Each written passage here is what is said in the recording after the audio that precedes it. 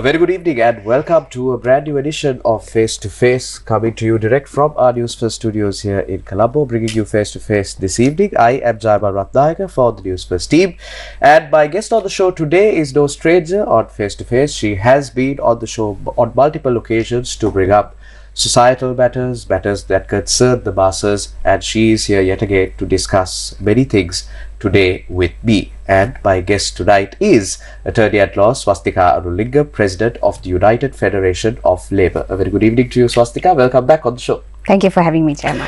Swasthika, to start off tonight's conversation, I want to talk to you about labour, because you have been a great advocate of labour rights and ensuring that the masses and the community who are engaged in labour are given the maximum possible rights and they are remunerated fairly for their labour and the fair share of work that they put in.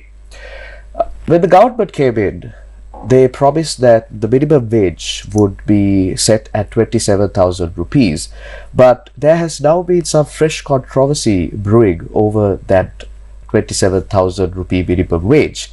Can you apprise me and the viewers of what that is, and we can carry forward with the conversation? So, as you very correctly said, when the government came in, they said that the minimum wage was going to be set at 27,000.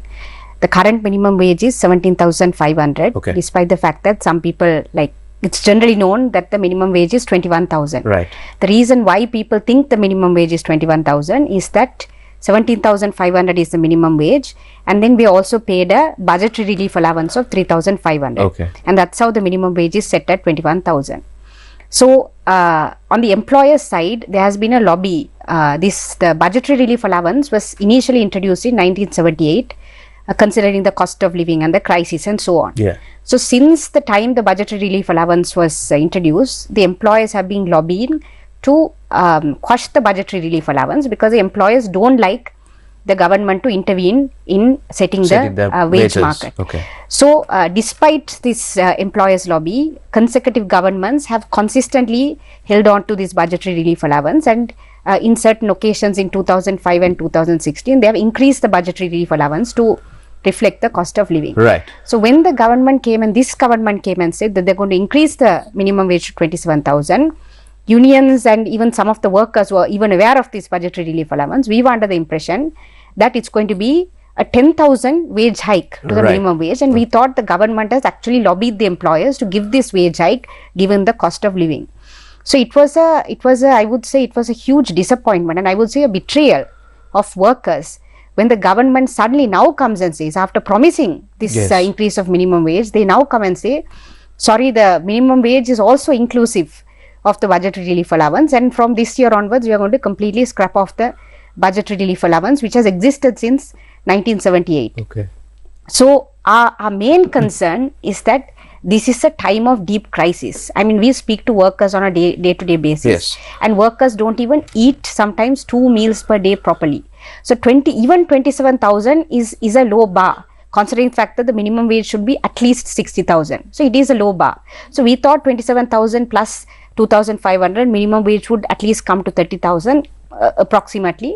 So at least it's half to give some relief. To give some relief. So it is I would say it's a betrayal of the workers who voted this government into power to come and say 3 months ago that we are going to increase the minimum wage to 27,000, and then now to come and say, sorry, we are actually 27,000 is inclusive of the budgetary relief allowance, is, I would say, a betrayal of the trust which the workers have given to the government. Understood. So why do you think that the government came forward and did this? Because this is a scenario of them shooting themselves in the leg, because the people, trade unions, labourers, everyone is very aware, and when this government came into power, they had no wiggle room, because the people wanted a change. They wanted a system change, a government that is accountable, that is willing to be held accountable, and that is people-centric.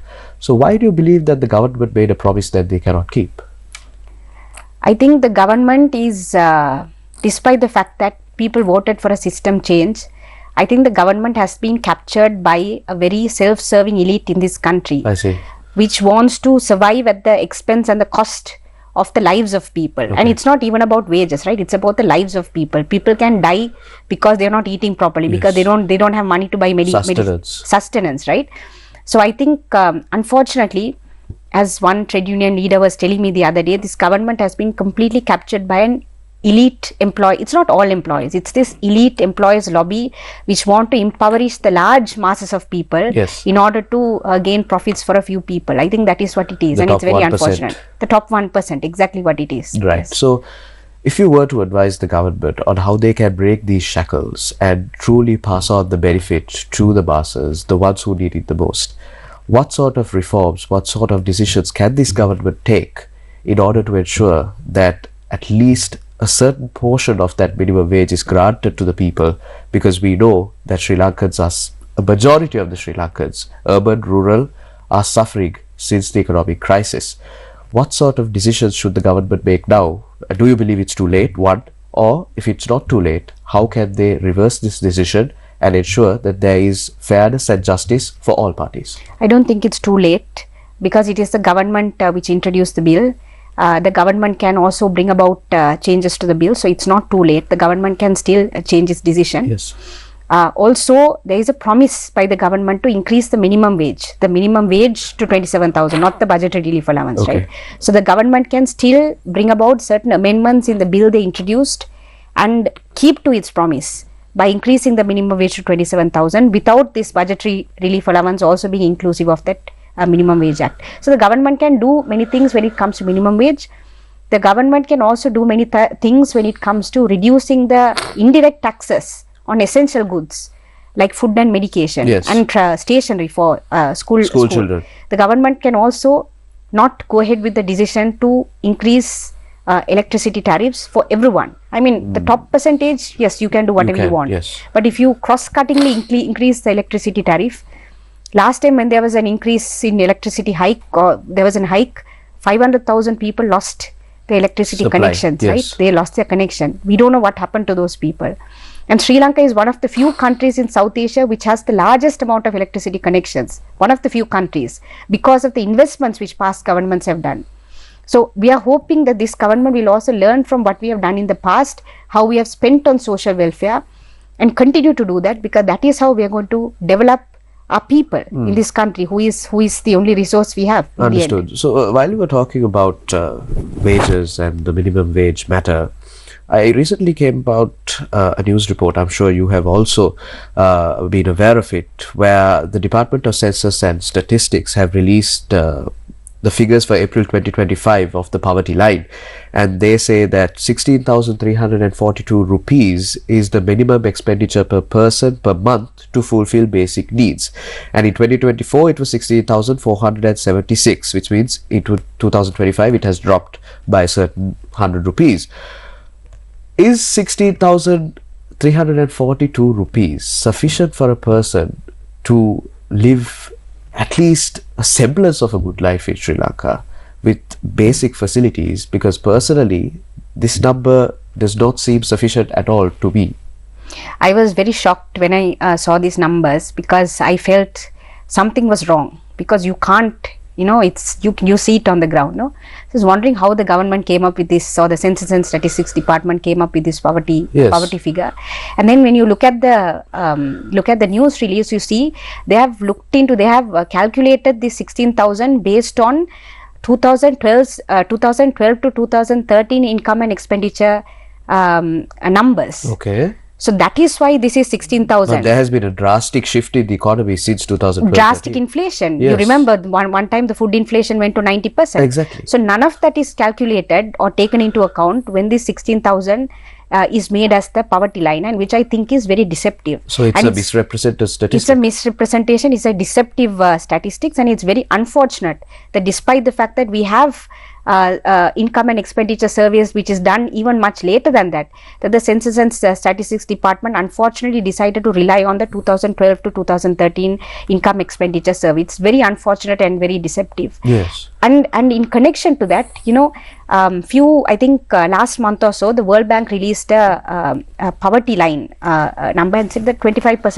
nearly 25% of Sri Lanka's population is under poverty line. Okay. So I thought that was bad. 25% is a bad percentage, nearly 1/4. And then when I looked into the report, they have calculated the 25% on 1,000 rupees per day. Whoever who gets 1,000 rupees per day or less falls under the poverty line. And I was, even at that time, I was thinking, how does someone survive on 1,000 rupees? So that can't be the poverty line. The poverty line must be, or the poverty percentage must be much higher than 25%. Yes. And then the Census and Statistics Department comes up with this ridiculous number of 16,000, 17,000, saying that in Colombo you can survive with around 17,000 rupees. So I wonder why the Census and Statistics Department decided to put forward such a deceptive number. Unless someone, I mean, otherwise this is going to be the number. People are going to be like 17,000 you can live, so minimum wage is 27,000. Exactly. So certain employers might use this. It's very deceptive as a buttress to justify their claims. Exactly. So it's very deceptive, and it's very unfortunate, because all of this time when we needed some number, when we needed to calculate, let's say, what's the minimum expenditure for a person per month, we would go and look at Census and Statistics numbers, and for that department to now come and do this, I think it's very deceptive. Understood. So moving on from the matter of wages and the minimum wage and so on to another matter that has gained a lot of public attention, especially amongst civil society in recent weeks. And as a lawyer and a human rights advocate, I feel like you would have more knowledge on and more awareness on this matter. I want to know your views on how you view the lack of closure and the lack of accountability that is currently surrounding the Chammani mass grave, which has given rise to a large public discourse in the past couple of weeks. But do you believe that the media is giving enough attention to the Chammani mass graves? Is the government taking relevant action that is necessary in ensuring that there is proper accountability over the mass grave that was found? I think the Tamil media is giving significant coverage to that issue, because it's tied to the accountability question, which has been alive for such a long time, right? Definitely. I don't think the English media as well as the Sinhala media is giving enough coverage, and particularly the Sinhala media is really important in terms of the accountability question, because unless and until the Sinhala media does give enough coverage to something as serious as Chammani, we are not going to get accountability in these countries unless the vast majority of people recognize that there has been war crimes and crimes against humanity and murders being committed under the guise of bringing the LTT to an end. Yes. So this Chammani mass grave is really interesting in terms of evidence, because even back in the day, even when the Krishanti Kumaraswamy's murder case was investigated, and through that only we got connected to the Chammani mass grave, because one of the state witnesses actually said, there are 300-400 people buried in Chammani. So, and these are the army officers, commanders who actually did this, and I was just a ground soldier who was, made to do all of this and so on. So that is how the Chammani was discovered. And when they were digging the first round of skeletons, unearthing it, yes, at that time there were families whose DNA samples were obtained. There was a lot of hype about it. But in the end, no one knows what happened to the skeletons which were unearthed. No one knows what happened to the DNA samples. And this is in the government's custody, and this government is answerable and accountable to what happened at that time. Yes. And now also once again skeletons are being discovered, and this government cannot say it is impossible to find the perpetrators, because number one, there was a commission on enforced disappearance which was appointed by Mahinda Rajapaksa in 2013. And I was an observer in that commission, and I observed that several people came and even named army commanders. Yes. In 1996, the disappearances which happened in 1996 in Jaffna, when Jaffna was completely under the military control. And they came and named army commanders. They came and said, no, we came and gave our husband and our son to this particular camp, and this was the commander who was responsible for that camp, and then this person went missing. So if the government just looks at past reports, yes, commission reports, their own evidences, case records and so on, you can actually piece it together. And this is not a complicated case also. There's direct evidence leading to convicting certain high standing officers in terms of the chain of command and so on. So if this government too does not take concrete action on the Chammani mass grave, yes, and decides to save certain high standing officers in the Sri Lankan army, then this government is not serious about the accountability question, and particularly this government is not serious about the disappearance question, which the government has consistently promised, yes, that at least they would give answers to the families. Right. So I think the jury is still out on what this government will fulfill in terms of serving justice and providing some relief to the families who lost their loved ones, and also in the realm of transitional justice. But in your opinion, multiple successive governments have brought forward this matter only for it to die down eventually. Like you said, there's massive hype about it for a couple of months and then it slowly starts to simmer down. In your opinion, what sort of institutional barriers still exist to this day in Sri Lanka that are stopping wartime atrocities from being addressed and necessary justice being meted out on those responsible? I think on this question of accountability, one of the biggest barriers has been that the Sri Lankan army, the entire Sri Lankan army, and particularly the low standing officers, right, came from ordinary Sinhala families in the south. Yes. So you found families sending their children to war to the north, and some of them have committed atrocities against ordinary Tamil people. But when they come back to the south, because my son was sent to war, my son joined the army and so on, a mother or a family would not accept that their son or their child has committed these atrocities. And the problem with that kind of pitting communities against each other, which is what the Rajapaksa government has done and the consecutive governments have done in the past, is that when you pit ordinary people against each other and rile up racism, then the actual people who have ordered these crimes to be committed. I mean, of course, low-level soldiers did commit crimes and so on, but certain crimes were directed and these were overseen by high-standing officers. So they get saved from accountability because they use this, we are all going to be convicted, we are all going to be taken up for trial and so on. And that is not how war crimes investigations work. Yes. War crimes investigation is not you put the entire Sri Lankan military on trial. These are the people who would go on trial are high-standing officers. That's what any kind of war crimes investigations are done. Yes. But the high-standing officers, including the Rajapaksas, are saving themselves by saying, this is against the entire Sri Lankan army. So therefore, we should band together and protect ourselves against these, these extremist Tamils who are demanding accountability. But it is not a certain group of Tamils who are demanding accountability. It's the entire Tamil community, together with sections of the Muslim community and sections of the Sinhala community, who are saying, no, we need accountability if we have to move forward as a country. Right. That is so true. Yesterday, the UN Human Rights head of Chief, he was speaking about this impunity trap. Right? I don't know, whether the UN has any credibility to speak about impunity trap, but it's the word impunity trap is so true. Unless we as a country leave out the UN, leave out international mechanisms, but unless we as a country find a solution, find an answer to this accountability question, we can't move forward as a country. There would always be a divide between communities. Right. So because you mentioned it, the UN Human Rights Chief Volker Turk is currently engaged in a tour in Sri Lanka. I saw that he had visited Jaffna and Trinco as well, which means that he is taking in the full account from diverse views to visiting different communities in Sri Lanka and so on.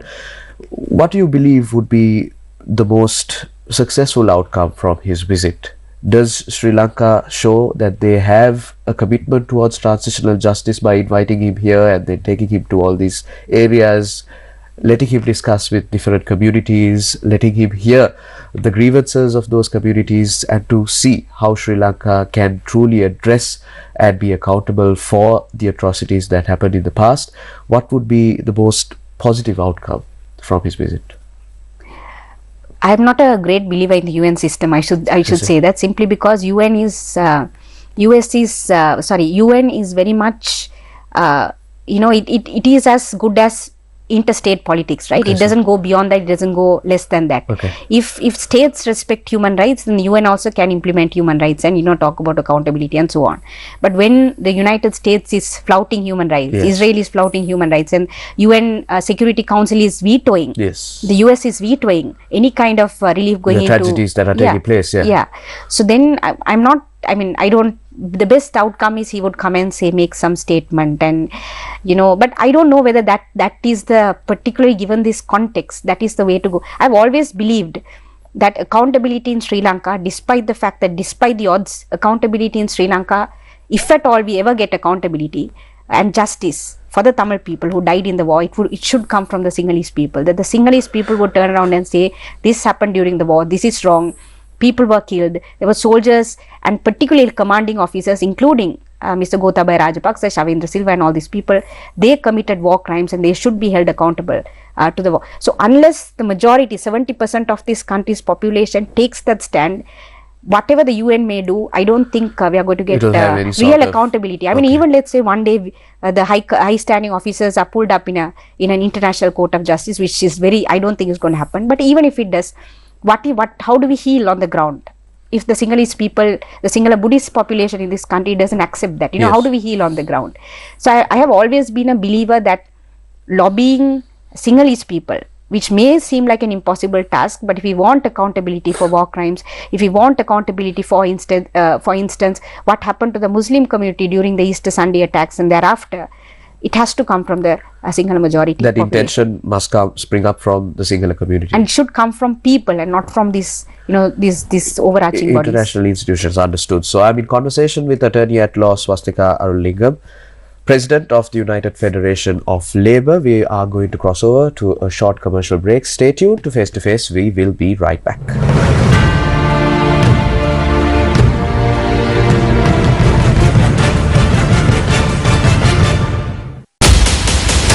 Across the nation, talents and dreams are ready to shine.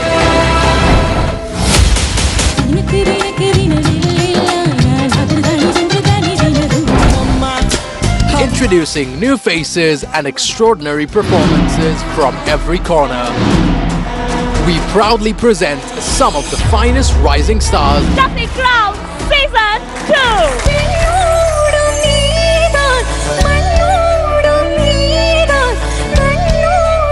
June 7th onwards, every Saturday and Sunday at 8:30 p.m. only on Shakti TV. We've got some fresh new young talent doing some things that I know you haven't heard before. ඔබ වයස අවුරුදු 16ට වැඩි නම් සුවිශේෂී නර්තන රිද්මයන්ගෙන් යුක්ත නම් ඔබේ හැකියාව රටට පෙන්වීමට හොඳම වේදිකාවයි මේ. ඔබ සමාජිකයන් 15වත් අතර කණ්ඩායමක් සමගින් අදම අයදුම් කරන්න. Sirasa Dancing Star. නිෂ්පාදක සිරස ඩාන්සිං ස්ටාර් තැපැල්පෙටිය 100 Ratmalana. WhatsApp 071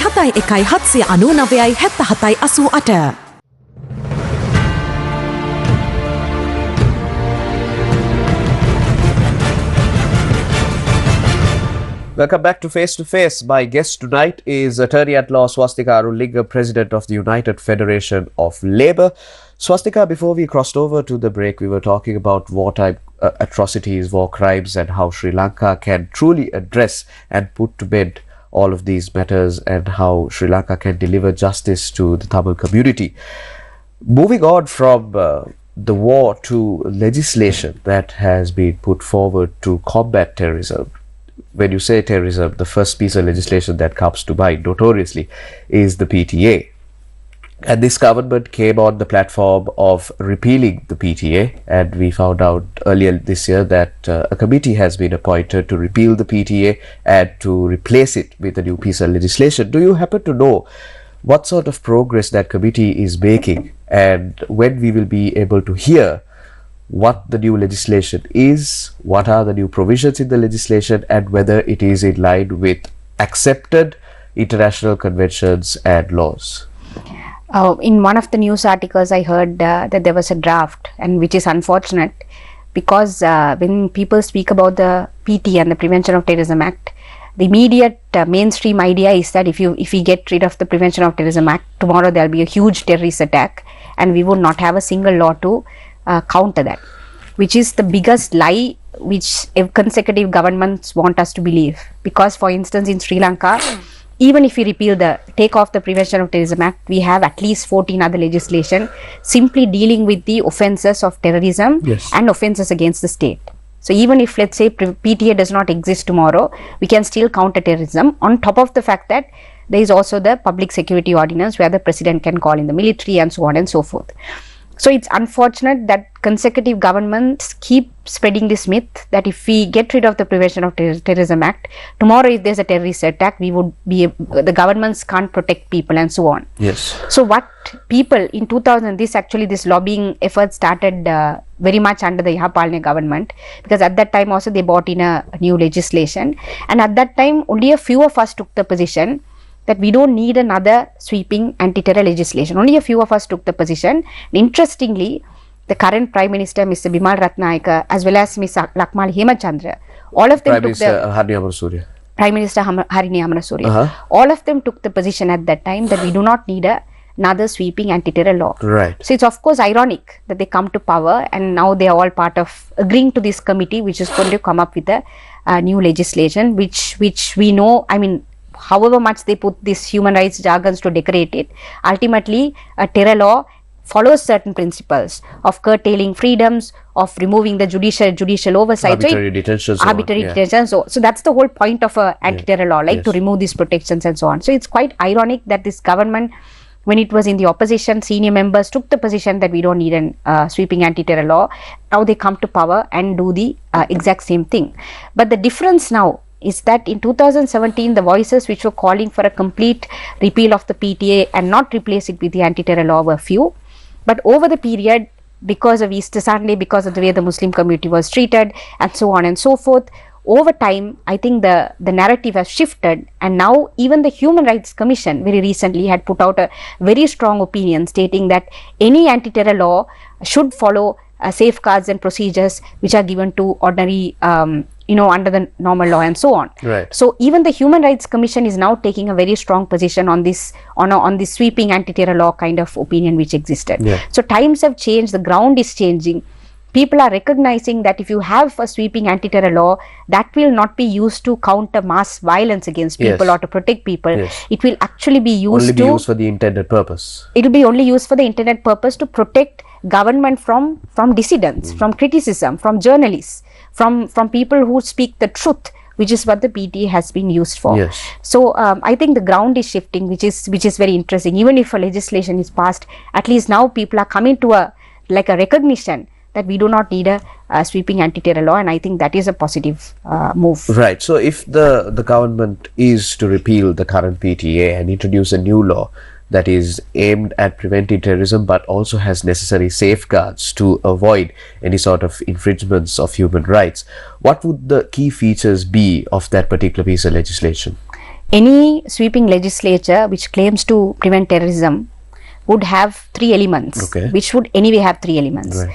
Detention, executive detention, taking away a judicial oversight, and surveillance, which is what we saw in the previous drafts of the previous governments and so on. Yes, the ATA, Anti-Terror Act. ATA, CTA and so on, right? ATA, CTA and so on.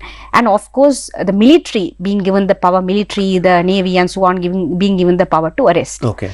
So when these four elements, if for instance a law comes into place without any of these four elements, judicial oversight is there is no administrative detention, confessions are no longer admissible, and the military is not tasked with arresting, then it won't be a anti-terror law, it would be a normal criminal law, in which case there is no point bringing a new anti-terror law. Then you might as well have a offense of terrorism in the penal code. Yes. So the reason why government push for a new anti-terror law is to have these elements.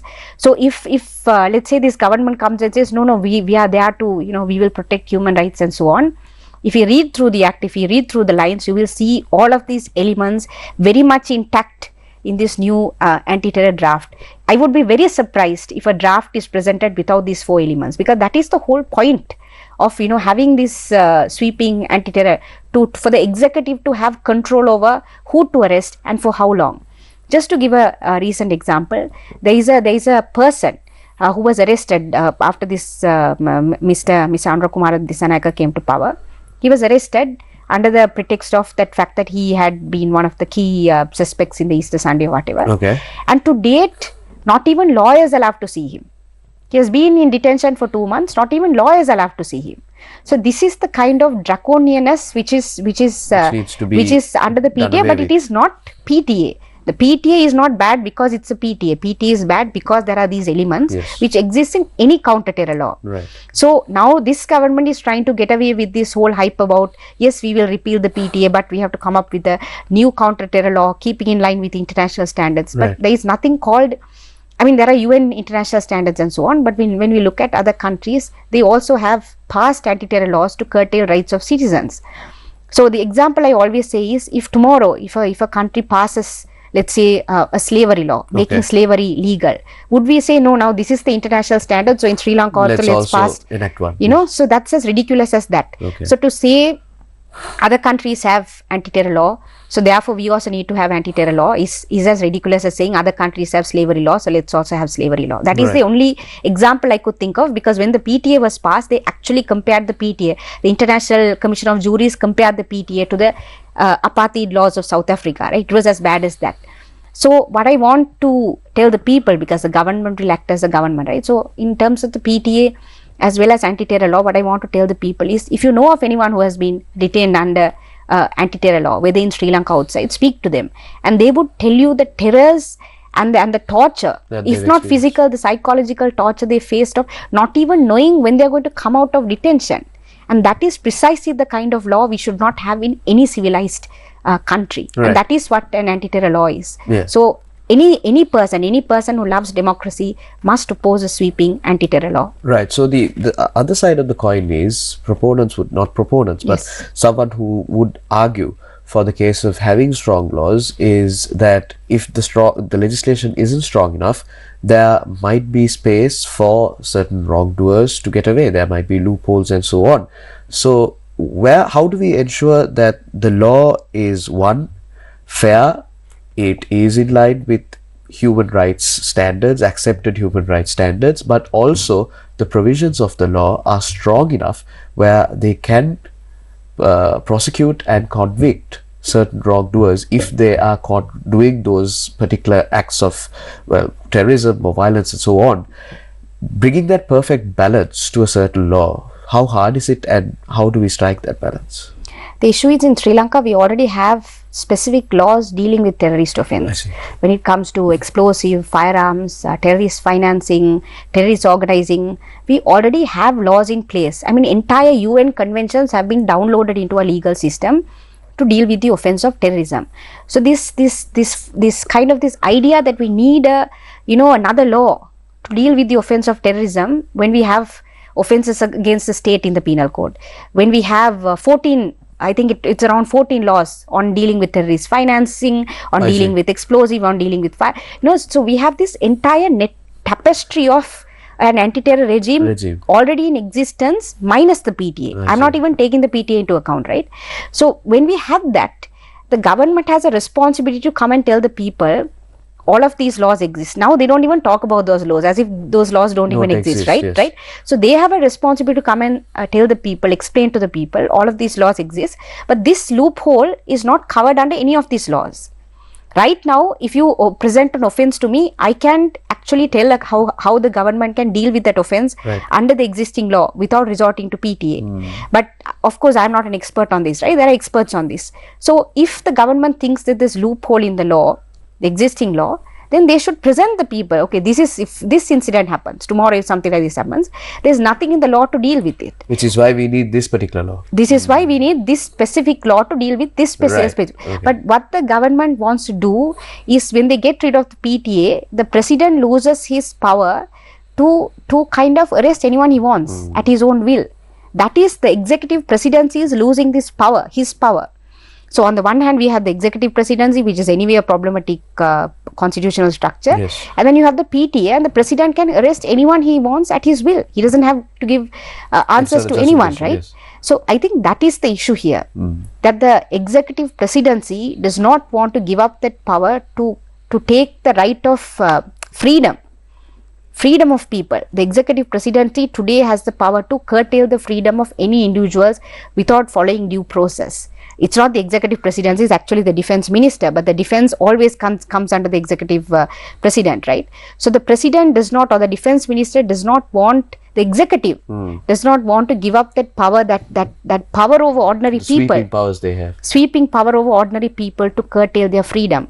And when you have that kind of a structure in a liberal state structure, that is when democracy starts to rot. And that is why we have been having so many problems in this country since the inception of the Prevention of Terrorism Act. Now, if the government is truly a people-centric government, it should not even think twice about doing away with such draconian laws. And not replacing it with another draconian law. Understood. So, since you're an attorney at law, and since there's been a lot of discourse and discussion about the legal system in Sri Lanka, we saw the saga surrounding presidential pardons and how a current prisons commissioner general is now suspended and in remand custody. Where do you see the shortcomings in the justice system in Sri Lanka, starting from the prisons department to the courts to the legal system everywhere, to even the ministry, the justice ministry? What sort of downfalls have you seen, have you observed, that this government should address in ensuring that such surprising stories don't come out, where even a prisons commissioner is complicit in releasing convicts who do not have the necessary qualifications to be given a presidential pardon? So what sort of framework should work in the legal system where we don't experience such wild scenarios in the future? I think I can speak about the court structures. One of the biggest, two big challenges which are faced in the court system, or this adversarial system, is that one is delays. Right, you file a case, sometimes it takes 10, 15, sometimes it takes generations to finish a case. Yes. As long as you have delays, particularly in criminal cases, there can't be justice. Even let's say a rape victims get justice after 7 years, I don't think, for her to go through that entire mechanism, wait for 7 years of justice, justice delayed is justice denied. Yes, it's not justice, right? If you, at the end of the case, of course it's convict, so just the delaying of I don't want to put this on this government, because it's like a long, it's a long standing matter. Yes, so that is one thing. The fact that we have a delay in the court system, and that's not any specific person's fault, that's how the system is designed. So lawyers must come together to see how we can expedite trials, expedite legal process and so on, and not take up frivolous applications before court also. That is on the responsibility of the lawyers, right? So that's one thing. Second thing is, of course, the question of access to justice, which I have always spoken about. We do have a legal aid commission, but the legal aid commission is under-resourced, under-trained, and also they have the mandate, because of the fact that they are restricted on their resources. They also only take up certain cases, and as a result, many people do not have the financial means to access courts. I think access to justice must be just as we have access to free education, free health and so on. Access to justice also must be. You should know your rights. We should know our rights, but when we know our rights, we should be able to connect. We should be able to get those rights. Okay. If I want to go to courts, if I want to go to the Supreme Court or the Court of Appeal, I should be able to go without worrying about finances. Because if I'm worrying about money, my fundamental rights have been violated, and I have to worry about money to file a fundamental rights application. That's not justice. That might be a hindrance to someone. And it's like a private bartering, you're bartering justice, right? So I have always been an advocate of a free legal system where anyone who wants to file any case must have access to courts, in just like we have free education and free health. Because unless we have a very strong justice system where anyone can access courts and obtain justice, unless we have that, the justice system is not, you can't call that justice. It's like the more money you have, the better justice you get, then that's not justice.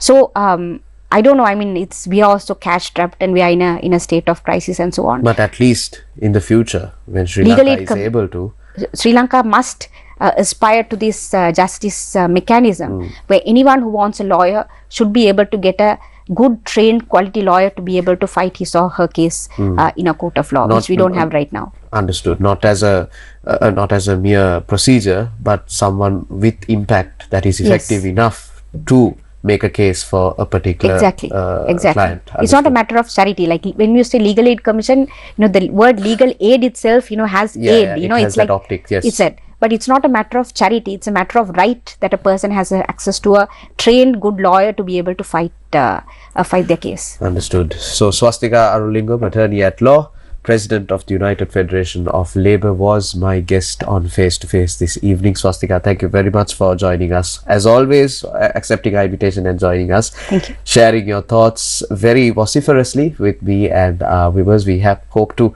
have you back on the show very soon. We wish you all the best until then. Unfortunately, that is all the time we have on Face to Face this evening. Thank you very much for stopping by.